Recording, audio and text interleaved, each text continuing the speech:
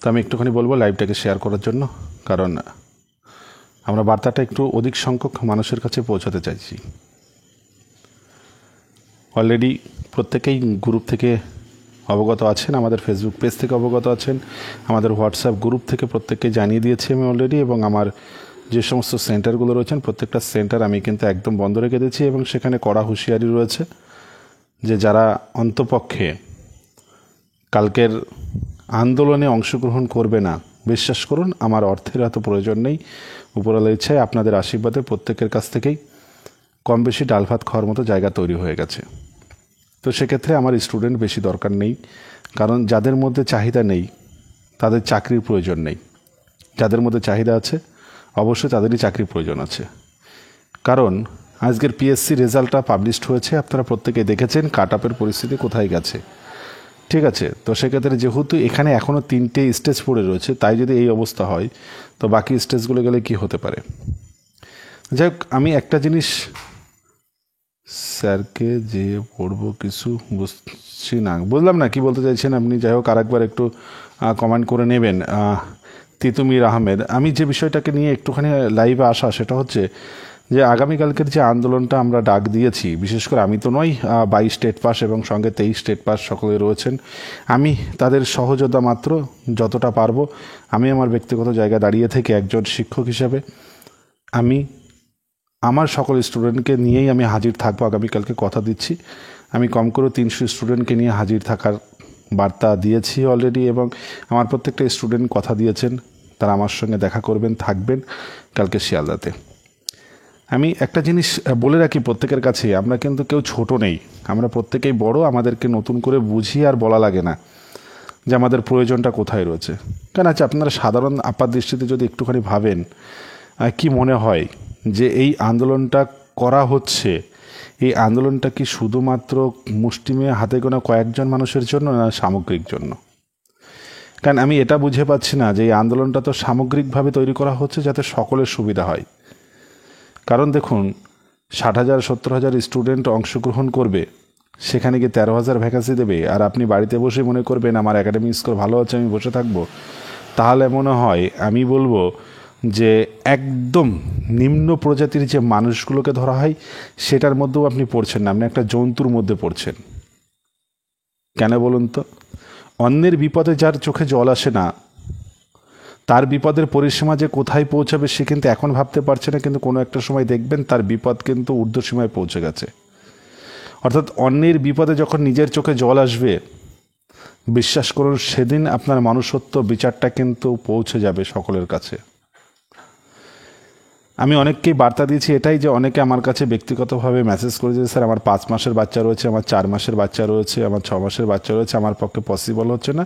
কারণ সাধারণত তাদের যে ছোট্ট শিশুগুলো থাকে তাদের খাওয়ানোর বিষয় থাকে, এবং যেহেতু একটা আন্দোলন, সেই আন্দোলনে গিয়ে তাদের ক্ষেত্রে প্রবলেম ক্রিয়েট হবে কি ছোট শিশুকে নিয়ে নাড়াচাড়া করা, বা তার বাড়ির যদি ফ্যামিলি কেউ একজন যায় সেটা হয় না, কারণ আমরা প্রত্যেকেই জানি যে কী অবস্থা হতে পারে একটা শিশুর জন্য। তো সেক্ষেত্রে তাদের জন্য আমি ঠিক আছে ছাড় দিলাম। কেউ যদি হসপিটালাইজ হয় তাকে তো জোর করে নিয়ে আসা সম্ভব না, সেটা তার শারীরিক কন্ডিশনের উপরে দাঁড়িয়ে থাকবে। কিন্তু সুস্থ শরীরে আমি কালকে সেন্টার বন্ধ রেখেছি, এর জন্য 2জন SMS করে বলছে একটা আন্দোলনের জন্য সেন্টার বন্ধ রাখতে হচ্ছে, একটা আন্দোলনের জন্য আপনাকে ক্লাস বয়কট করতে হচ্ছে, এটা কি হচ্ছে? আমি তাকে পরিষ্কার উত্তর দিচ্ছি, আমি স্ক্রিনশটটা এখানে শেয়ার করলে মনে হয় সবথেকে ভালো হতো। পরিষ্কার উত্তর দিয়েছি যে আপনার চিন্তাধারার সঙ্গে আমার চিন্তাধারা মিলবে না। কারণ আপনার চিন্তাধারা হচ্ছে যে আমি খাবো আমি পড়বো, এই চিন্তা যদি থাকে তাহলে আপনার জন্য চাকরি নয়, কারণ স্কুলে গিয়েও কিন্তু আপনি এই কাজটাই করবেন। একটা জিনিস প্রত্যেকের কাছে আমি এতটাই বার্তা দেবো, দেখুন খুব ভালো করে বুঝবেন, এই যে আন্দোলনটা করা হচ্ছে না, এই আন্দোলনটা আমার ব্যক্তিগত মনে হচ্ছে এটা কিন্তু সামগ্রিক সকলের জন্য, কিন্তু যাতে একটা সুনিশ্চিত হয়। অনেকে আবার দেখছি বিভিন্নভাবে কমেন্ট করছে যে আপনারা যদি সব খেয়ে নেন তাহলে আমরা কি খাওয়া দাওয়া করবো। আরে বাবা, অন্তপক্ষে পশ্চিমবঙ্গের বুকে 2টো ডিপার্টমেন্টে কখনোই ভ্যাকান্সি শেষ হয় না, একটা স্কুল একটা হচ্ছে হেলথ, এই 2টো ডিপার্টমেন্টে কোনো দিন ভ্যাকান্সি শেষ হয় না, কারণ কোনো দিনও পর্যাপ্ত ভ্যাকান্সিতে এগুলোকে রিক্রুটমেন্ট করা হয় না, প্রত্যেকটা বছর এটা রোলিং হয়, কখনো এটাকে পর্যাপ্ত পরিমাণে ভ্যাকান্সি কোনো দিনও পূরণ করা হয় না। তাহলে আপনারা কেন বলছেন এটা, কী জন্য? দেখুন, একটা জিনিস ভালো করে বুঝবেন, আমরা যদি শিক্ষক নামতে পারি, আপনি ছাত্রছাত্রী হিসেবে কেন নামতে পারবেন না? কেন আপনার যদি আজকে ইন্টারভিউটা আপনার এই কলকাতাতে পড়তো, তারপরে আপনি যদি বেড রেস্টে থাকতেন বা বিছানা সজ্জা শায়িত হতেন, তাহলে কি আপনি কোনো 4 চাকা ভাড়া করেই আসতেন না ইন্টারভিউটা দেওয়ার জন্য? আপনি কিন্তু দৌড়ে দৌড়ে চলে আসতেন। কেন বলুন তো? আপনার তখন চাকরি। আপনি এটা ভাবছেন না যে এই ইন্টারভিউটা দেওয়ার পরে কিন্তু আপনার সেই চাকরিটাই প্রয়োজন আছে। যদি ভ্যাকান্সিটা আমার 20, 25, 30 গিয়ে দাঁড়িয়ে যায়, ভাবতে পারছেন কত বেকারত্বের জ্বালা মুছবে? এই ভ্যাকান্সিটা যদি 5,000 হতো তাও আমার আপত্তি থাকতো না, যদি কিনা প্রত্যেক বছরের রিক্রুটমেন্টটা হতো। আমি কখনো লাইভে এসে এই কথাগুলো বলতাম না। অন্তপক্ষে 4টে বছর 5টা বছর পার হয়ে যাচ্ছে একভাবে। আমরা কি করছি? একদম মানে কি বলবো, সেই কুকুর বিড়ালের মতো পিছনে গিয়ে চুপচাপ বসে আছি। চিন্তাই করছি না যে আমি মানুষের সমাজে জন্মগ্রহণ করেছি, সেই মানুষের সমাজে জন্মগ্রহণ করার পরে অথচ মানুষের জন্য কাজ করতে পারছি না। তাহলে আমি তো কুকুর বিড়ালেরও অধম। কারণ কুকুর বিড়াল যদি বাড়িতে পোষ্য মানা হয়, তারা কিন্তু প্রভুর কথা শোনে। অথচ দেখুন, আপনার একটা চাকরির জন্য আগামীকালকের আন্দোলনে ডাক দেওয়া হয়েছে, আপনি কজ দেখাচ্ছেন আমার এটা প্রবলেম, আমার ওটা প্রবলেম, আমি যেতে পারবো না, আমার দ্বারা সম্ভব হচ্ছে না, কজ দেখাচ্ছেন। কিন্তু বুকে হাত দিয়ে বলুন তো, কালকের ইন্টারভিউয়ের ডেটটা যদি আপনার জন্য থাকতো, আপনি কি এই কজগুলো দেখাতে পারতেন কোনো প্রকারভাবে? আরে সপ্তাহে 7 দিন তো আপনাকে ডাকা হচ্ছে না, আপনাকে ডাকা হচ্ছে তো একটা দিনের জন্য। তাহলে একটা দিনের জন্য কি আপনার এত কজ? দেখুন, এইভাবে কতদিন চলবে? বেশি দিন চলবে না। কিন্তু আপনি খুব সাধারণ যদি ভাবেন, একটুখানি দেখুন না যে পর্যায়ে পৌঁছে গেছে বর্তমান গভর্নমেন্ট। আমি তার বিরোধিতা করে বলছি না, আমি তার পক্ষ নিয়েই বলছি। সেটা হচ্ছে আগামী প্রজন্মের ভবিষ্যৎ কিন্তু পুরো শেষ, কোনো আশা নেই ভবিষ্যতের। আপনারা বসে থাকবেন না, প্লিজ আপনারা বসে থাকবেন না। আপনাদের কাছে অনুরোধ করছি, আসুন। আমি নিজে সামনে থাকবো, আমি কথা দিচ্ছি। আমাকে পুলিশ তুলুক, যাই তুলুক না কেন, আমি নিজের সামনের সারিতে থাকবো। আমি পিছনে যাব না, বলছি তো আমি যাব না পিছনে। আমি একজন শিক্ষক হিসাবে যদি সামনের সারিতে আসতে পারি, আপনি আপনার বাড়ির ফ্রেন্ড সার্কেলকে নিয়ে অবশ্যই আসবেন কালকে। কলকাতার রাজপথে 30,000 কালকে মানুষকে আমি দেখতে চাইছি। আমার এতটা রাগ কখনো হয়নি। আমি এর আগে একাধিকবার বলেছি আমি আন্দোলনে যাব, সেই হিসাবে বার্তা দিয়েছি, কিন্তু কোনোদিনও আন্দোলনে গিয়ে আমি প্রেজেন্ট থাকিনি। মাত্র 1টা না 2টো আন্দোলনে আমি গেছি, তাও একটা দূরের থেকে সাপোর্ট করেছি, কিন্তু কখনো ফ্রন্ট সাইডে যাইনি। কিন্তু আজকে বলছি আমি কিন্তু আগামীকালকে একদম সামনের সারিতে থাকব। আর যদি একটা জিনিস আপনার মধ্যে মনুষ্যত্ববোধ থাকে, তাহলে কিন্তু কালকে আপনি বাড়িতে বসে থাকবেন না। আমি 100% বলছি, যদি মনুষ্যত্ববোধ আপনার মধ্যে থাকে। আপনার যদি খিদে থাকে, আপনি কিন্তু খাবার খুঁজে নেবেন। খিদে যদি আপনার মধ্যে না থাকে, তাহলে কেন ইন্টারভিউ পড়তে যাচ্ছেন? আপনারা কি দরকার পড়ার? আপনার যদি চাকরির প্রয়োজন না হয়, আপনি কেন ইন্টারভিউ পড়তে যাচ্ছেন? বিভিন্ন সেন্টারগুলোতে উপচে পড়ছে ভিড়। যেমন আমরা আমাদের সেন্টারগুলোতে ভিড় ধরে রাখতে পারছি না, লাস্টে কি করছি যে অন্তপক্ষে আমরা অ্যাডমিশন প্রসেসটাকে বাদ দিয়ে দিচ্ছি। যে সেন্টারগুলোতে ফাঁকা আছে সেগুলোকে রেফারেন্স করছি, যদি না হয় আমরা অ্যাডমিশন প্রসেস বন্ধ করছি। তাহলে আমার সেন্টারে ভিড় উপচে পড়ছে, তাহলে নিঃসন্দেহে এমনই অনেক সেন্টারগুলোতে ভিড় উপচে পড়ছে। তাহলে আপনার চাকরি যদি না দরকার হয়, আপনি কি করে পৌঁছাচ্ছেন? আপনি সপ্তাহে 2 দিন ক্লাস করাচ্ছে, 3 দিন ক্লাস করাচ্ছে, আপনি আপনার সময়কে বাঁচিয়ে নিয়ে 3 দিন ক্লাসে অংশগ্রহণ করছেন। সেখান থেকে আপনি সকালবেলা, আমরা যেমন সকাল 11টায় ক্লাস শুরু করছি, 5টায় শেষ করছি, তাহলে সকাল 11টায় ক্লাস জয়েন করতে গেলে আপনাকে 8টার সময় বের হতে হচ্ছে। 8টার সময় বের হয়ে আপনি পরের ওই দিনের রাতের 8টায় আপনি বাড়ি ফিরছেন, তো 12 ঘন্টার সময় কাটিয়ে আসছেন এইটুকু পড়ার জন্য। কিন্তু একবারের জন্য কি মনে হচ্ছে না যে এই পরিশ্রমটা করছি, এই পরিশ্রমটা যদি আমি স্বাভাবিক অবস্থায় দাঁড়িয়ে থাকতে পারি, ইন্টারভিউয়ের ভ্যাকান্সির পরিমাণটা যদি বেশি হয়, তাহলে আমার চাকরি সুনিশ্চিত। অন্তত এই খাটনিগুলো কী হবে আমার? সেদিন আমার খাটনির মূল্যটাকে আমি পেয়ে যেতে পারি। তাহলে এইটুকু কিন্তু বোধ নেই, এটুকু বুদ্ধি কি মানুষের মধ্যে নেই? এটুকু কি সকল শিক্ষার্থীদের মধ্যে নেই? আপনারা মনে হয়, আমার ব্যক্তিগত ধারণা বলছে, আপনাদের চিন্তা হচ্ছে ভাত মাখিয়ে দেওয়া হবে, সেই ভাতটা গালে তুলে দেবে, তারপর আপনারা খাবেন। এই চিন্তাগুলোকে ছাড়ুন, কালকে আসুন, এক জায়গায় হন, দেখবেন ভয় পেয়ে গেছে, গোটা পুলিশ প্রশাসন ভয় পেয়ে যাবে কালকের লোক দেখে। আপনি আসবেন, নিজে প্রতিজ্ঞাবদ্ধ হন, সাথে একজনকে নিয়ে আসবেন। বিশ্বাস করুন, মারাত্মক লেভেলের একটা ইতিহাস সৃষ্টি হতে চলেছে। আমি আর একটা আন্দোলনের জন্য আমি ইউটিউবে ভিডিও করে বলেছিলাম না, একটা ঐতিহাসিক আন্দোলন হবে, হয়েছিল তো। আমি আজকেও বলছি, আর একটা ইতিহাস তৈরি করবে আগামীকালকের আন্দোলনে।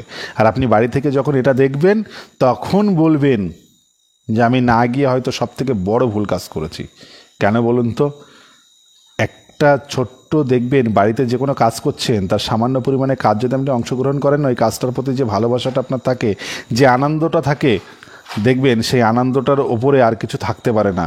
অর্থাৎ কালকে যখন রাজপথে দেখবেন লক্ষ লক্ষ ছেলে মেয়ের সঙ্গে, মানে অন্যান্য সাধারণ মানুষও পা মিলিয়েছেন, তখন আপনি বাড়িতে বসে ভাববেন আমি কেন গেলাম না। কিন্তু বিশ্বাস করুন, এই জায়গাটাকে আমি দেখতে চাচ্ছি না। আমি চাচ্ছি সকলে মিলে একসঙ্গে থাকবো, যা ঘটবে সকলের সঙ্গে একই অবস্থান ঘটবে। আসুন, আবারও বলছি আসুন। আমি কথা দিচ্ছি, কালকের আন্দোলন একটা ইতিহাস সৃষ্টি হবে। যা বার্তা পৌঁছে দেওয়া হয়েছে, আমরা যতগুলো, আমার আন্ডারে যতগুলো শিক্ষক ছিল, প্রত্যেক শিক্ষককে আমি জানিয়ে দিয়েছি যে আপনারা যে সমস্ত আমাদের ব্যাচগুলো রয়েছে, কোনো ব্যাচে ক্লাস কিন্তু কালকে করাবেন না। আমি চাই না কোনো ব্যাচ কিন্তু আমার রানিং থাকুক আগামী কালকের জন্য। এবং ফোর্স করা হয়েছে প্রত্যেকটা স্টুডেন্টকে, যারা আমাদের সেন্টারগুলোতে পড়ে, তারা যদি আজকে লাইভে থাকে একটুখানি বলুন যে আমি কী পরিমাণে ফোর্স করেছি। বিশ্বাস করুন, আমি পরিষ্কার অর্থে বলে দিয়েছি, যারা আমাদের এই আন্দোলনে আগামীকালকে হাজির হবেন, আমি তাদেরকে এন্ট্রি দেব না। প্রয়োজনে আমি আমার অ্যাডমিশন ফি তাদেরকে ফেরত দেব। যে টাকার অ্যাডমিশন ফিস নিয়েছি, সেই অ্যাডমিশন ফিস আমি ফেরত দেবো। অন্য কোনো সেন্টারে তারা পড়তে যাক, আমার দুঃখ নেই। আমার 10টা ছেলে লড়াইয়ের অংশগ্রহণ করবে, 10টা ছেলেকে সঠিকভাবে পরিচর্যা করে তাদের চাকরি পাওয়ার দায়িত্বটাকে আমি নেব। কিভাবে পড়ালে তাদের চাকরিটাকে পাবে সে দায়িত্ব নেব। কিন্তু বিষয়টা হচ্ছে আমার এটা নয়, আমার বিষয়টা হয়েছে যে সমস্ত কোচিং সেন্টারগুলো রমরমা 3 লাখ 4 লাখ 5 লাখ টাকা করে ইনকাম করে নিচ্ছে, অথচ স্টুডেন্টের জন্য তারা চোখে জল ফেলবে না, তারা রাস্তায় এসে পুলিশের 2টো লাঠির বাড়ি খাবে না, অথচ তারা সারাটা বছরের ইনকাম করবে, আর আপনারা তাদেরকেই পোষ্য হিসাবে মেনে নেবেন। এটা আমি মানতে পারছি না। বিশ্বাস করুন, আমি মানতে পারছি না। আমার প্রশ্ন একটাই, যদি ছাত্র সমাজ, যদি এই বেকারত্বের জ্বালাটা কিছুটা ঘুচে যায়, বিশ্বাস করুন সমাজের ডেভেলপ হবে। আগামী দিনে যখন আবার পরবর্তী টেট কোয়ালিফাইড আন্দোলন করবে, এই সমস্ত ভাই, এই সমস্ত শিক্ষক, এই সমস্ত টিচারগুলোই কিন্তু আবার আগামী দিনে আন্দোলনে নামবে, যদি এই পর্যায়ে পৌঁছে যায়। আপনারা আজকে চিন্তা করছেন আমি 23-25 ব্যাচের স্টুডেন্ট, আমার চলতি রিক্রুটমেন্টে অংশগ্রহণ করতে দিচ্ছে না, আমি তো এদের মজা কিভাবে আটকানো যায় দেখব। আমি 24-26-এর স্টুডেন্ট, এদের ব্যাচকে দেখি কিভাবে আটকানো যায়। ভুল করছেন কিন্তু, কারণ নিজের পায়ের কুলটাকে নিজে মারছেন। এবছরে যদি রিক্রুটমেন্ট আটকে যায় না, বিশ্বাস করুন আগামী 10 বছরেও কিন্তু রিক্রুটমেন্টের দরজা খোলা দেখতে পাবেন না। কিন্তু একবার যদি সরকারকে ভয় ধরিয়ে দিতে পারেন, একবার যদি এই কলকাতার বুকে আগুন জ্বালিয়ে দিতে পারেন, বিশ্বাস করুন পরবর্তী সময়ে রিক্রুটমেন্ট আটকে রাখার যে জ্বালাটা, সেটা কিন্তু তারা ভাবনার জায়গায় রেখে দেবে। যে কোনো রিক্রুটমেন্ট যদি আমরা আটকে রেখে দিই, তাহলে পরবর্তী সময়ে আমাদের বেহাল অবস্থা কিন্তু এভাবেই আসতে পারে। আপনি কি ভাবছেন শুধু আপনার জন্য যাচ্ছেন? পরবর্তী প্রজন্মের জন্যও কিন্তু আপনি যাচ্ছেন। বিশ্বাস করুন, সরকারকে যতক্ষণ না পর্যন্ত আপনি চাপে রাখতে পারছেন, ততক্ষণ পর্যন্ত কিন্তু কোনো রকমভাবেই দেবে না। আচ্ছা আপনি বলুন তো, আপনি মা হিসাবে, যারা এইখানে মেয়েরা এই লাইভটাকে দেখছেন, আপনি মা হিসাবে বলুন তো, আপনার বাচ্চাটা যদি কান্না না করে দুধের জন্য, আপনি কখন দুধ খাইয়েছেন? একবারের জন্য কি খাইয়েছেন? তখন তার খিদে লাগে, কান্না যখন করে তখন কিন্তু আপনি দুধটা খাওয়ান। আরে আপনি সরকারের কাছে তো হাতই পাচ্ছেন না, আপনি সরকারের কাছে দেখাতেই চাইছেন না আমার এতটা ভ্যাকান্সির প্রয়োজন আছে। আপনি লড়াইয়ের ময়দানে নামছেন না, আপনি বাড়িতে বসে চিন্তা করছেন আমি, আমার দাদা দিদিরা করছে তারা চলে যাক। অর্থাৎ আপনার যদি চাওয়াটা মায়ের কাছে না থাকে, মা যেমন খাবারটাকে দেয় না, মা দুধ খেতে দেয় না, আপনি যদি সরকারের কাছে আবেদন, যদি হোমকার্ডটাকে না তুলে নেন, তাহলে কিন্তু আপনার কোনো দিনের জন্য ওই 13,000 নিয়ে আপনার পড়ে থাকতে হবে। আপনার জন্য কিন্তু ওই 26,000, 28,000, 30,000 ভ্যাকান্সি নয়। পরবর্তীতে দোষ দেবেন কি এই অল্প ভ্যাকান্সিতে কি চাকরি পাওয়া যায়? আর আপনি তো নিজের পায়ের কুলটাকে নিজেই মেরে রেখে দিয়েছেন প্রথমেই। দিনের পর দিন, রাতের পর রাত ছেলে মেয়েগুলো খাচ্ছে, চোখের দিকে, চোখ মুখের দিকে তাকানো যাচ্ছে না। যাদের বাবা মায়ের ঔষধ কেনার টাকা নেই, যারা দীর্ঘদিন ধরে টিউশনি করে সামান্য কয়েকটা টাকা ইনকাম করছে, অথচ সংসারের হাল ধরতে গিয়ে তাদের নাকানি চোপানি খেয়ে যেতে হচ্ছে। ভাবুন তো কোথায় দাঁড়িয়ে রয়েছে, কোথায় রয়েছে যুব সমাজটাকে দাঁড়িয়ে, কোথায় রয়েছে এই ছাত্রছাত্রীরা দাঁড়িয়ে, যারা কি মজা দেখার জন্য শুধু দাঁড়িয়ে রয়েছে? কেউ ভাবছেন না, বিশ্বাস করুন। না কোনো কোচিং সেন্টার ভাবছে, না কোনো গার্জেন ভাবছে, না কোনো স্টুডেন্ট ভাবছে। সকলের চিন্তা একটাই, আমার একটা চাকরি দরকার। অর্থাৎ এই বৈশিষ্ট্য যদি একটাই চাকরি দরকার হয়, বাকি যারা রাস্তায় নেমেছে তাদেরও তো একটা চাকরি দরকার। তাদের কি গোটা পরিবার ধরে চাকরি দেবে মনে হচ্ছে এরা আন্দোলন করছে বলে? এরা চিন্তা করছে কি যতগুলো সহযোদ্ধাকে নিয়ে আমি আন্দোলনে নেমেছি, সকল সহযোদ্ধাদের আমি চাকরিটা দেখতে চাই। অন্তপক্ষে তারা স্কুলে ফিরে বলুক যে আমি আজকে স্কুলে জয়েনটা করতে পেরেছি। দেখুন এই অনুভূতি না মারাত্মক লেভেলের অনুভূতি, এই অনুভূতি সকলে পায় না। অন্তপক্ষে যতজন লাইভ দেখছেন এতটুকু অনুরোধ করবো, আপনারা এখানে বসে কথা দিয়ে যান। অবশ্যই দেখবেন, বিশ্বাস করুন কালকে লোক হবে। আপনারা এখানে বসে কথা দিয়ে যান, আপনি একজন আসছেন, সঙ্গে আরেকজনকে নিয়ে আসছেন, দেখবেন হয়ে যাবে। সে যে প্রাইমারি টেট পাস ক্যান্ডিডেট হবেই আর তাকেই আনতে হবে এমন কোনো কথা নয়। আর আমার দরকার নাম্বার অফ ম্যান, কতজন মানুষ আসছে সেই মানুষগুলোকে তৈরি করুন, নিয়ে আসুন, সাথে করে নিয়ে আসুন। আমি নিজে কথা দিচ্ছি আমি 300 স্টুডেন্টকে হাজির করব। যদি না করতে পারে আমি শিয়ালদার বুকে পা দেবো না কোনো দিনও। আমি যা ফোর্স করেছি, যেভাবে করেছি, আমি 300 স্টুডেন্টকে হাজির করবার ক্ষমতা রেখে দিয়েছি। এতটুকু বলছি, প্রত্যেকের কাছে এতটুকু বলছি। দেখুন কেউ পিছুপা হবেন না।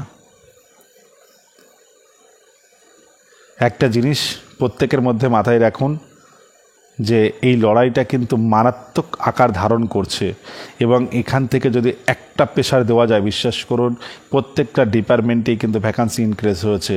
আমিও চাই প্রাইমারি ডিপার্টমেন্টেও কিন্তু ভ্যাকান্সি ইনক্রিজ হবে, এটুকু আশাবাদী কিন্তু হবে, আমার মনে হচ্ছে হবে। কারণ কালকে কিন্তু একটা জনজোয়ার ঘটবে। যে নেত্রী আমাদেরকে এই আন্দোলনের পথ দেখিয়েছে, সেই নেত্রীর পথ ধরেই কিন্তু কালকে আমাদের ভ্যাকান্সিটাকে বেশি আনতে হবে। এটা যেন প্রত্যেকের মাথায় থাকে, কেউ পিছিয়ে যাবেন না। শিয়ালদা নামবেন, সকলে একত্রিত হবেন, সেখান থেকে যে বার্তাটা পৌঁছাবে অবশ্যই পসিবিলিটি আছে ভিক্টর ডে। গেজেট চেঞ্জ তো বারাসাত আন্দোলনের জন্য হলো না। আরে বাবা কিসের, এটা কি ধরনের কথা হচ্ছে?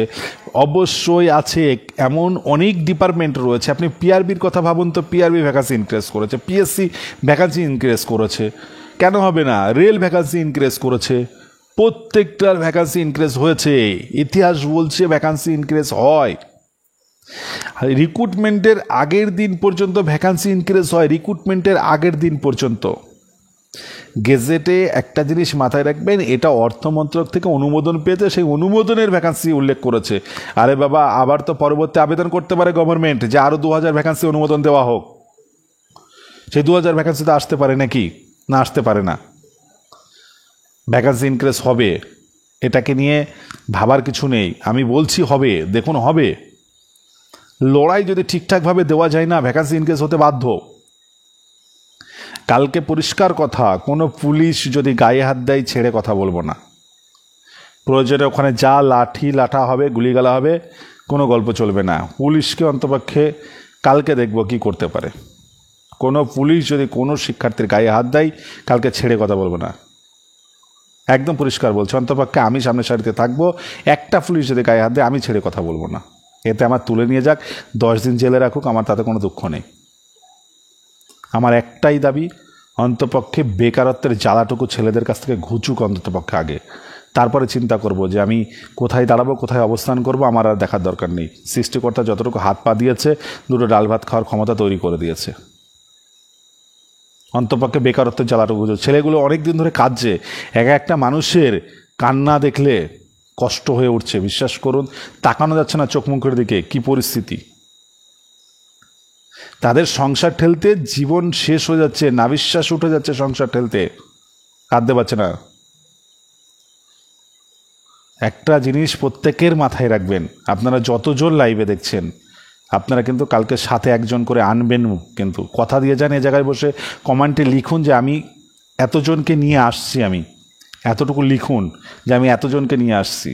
দেখুন, আপনি যখন এক এক করে এই কমেন্ট সেকশনগুলোতে এসে কমেন্ট করবেন, আর একজন আপনার সোর্সে করবে, তবে ফেসবুক বিপ্লব কিন্তু আমি চাই না।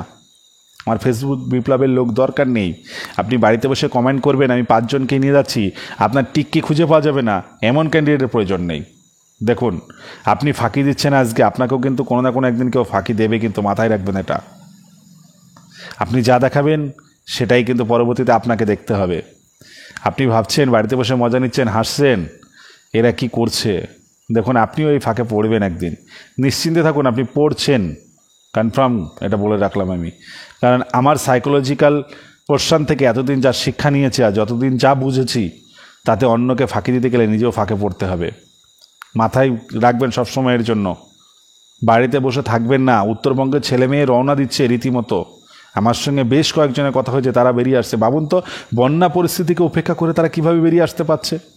আপনার বাড়ি কলকাতার পাশে, আপনি নদিয়া ডিস্ট্রিক্টে বসবাস করেন, আপনি উত্তর 24 পরগনায় বসবাস করেন, আপনি বর্ধমান, আপনি হুগলি, আপনি এই সমস্ত একদম নিকটবর্তী হাওড়াতে বসবাস করছেন, অথচ আপনি কি করছেন, আন্দোলন আসতে পারছেন না। বলুন তো, আপনার আর পশুর সঙ্গে কি পার্থক্য আছে? আপনার আর পশুর সঙ্গে কি পার্থক্য আছে বলুন? কোনো পার্থক্য আছে? কজ দেখাচ্ছেন, বাড়ির থেকে বেরোতে দিচ্ছে না, কোনো কথা হলো এটা? বাড়ি থেকে বলতে পারছেন না কেন যে আগামীকালকে যদি বাবা আমার ইন্টারভিউ হতো আমি কি করতাম? কেন বলতে পারছেন না? আর সেই সমস্ত গার্জেনগুলো কেমন, যারা এই বিষয়টাকে, এই জ্বালাটাকে বুঝতে পারছে না, যারা আটকে রেখে দিচ্ছে ঘরের মধ্য দিয়ে, কেন বুঝতে পারছে না?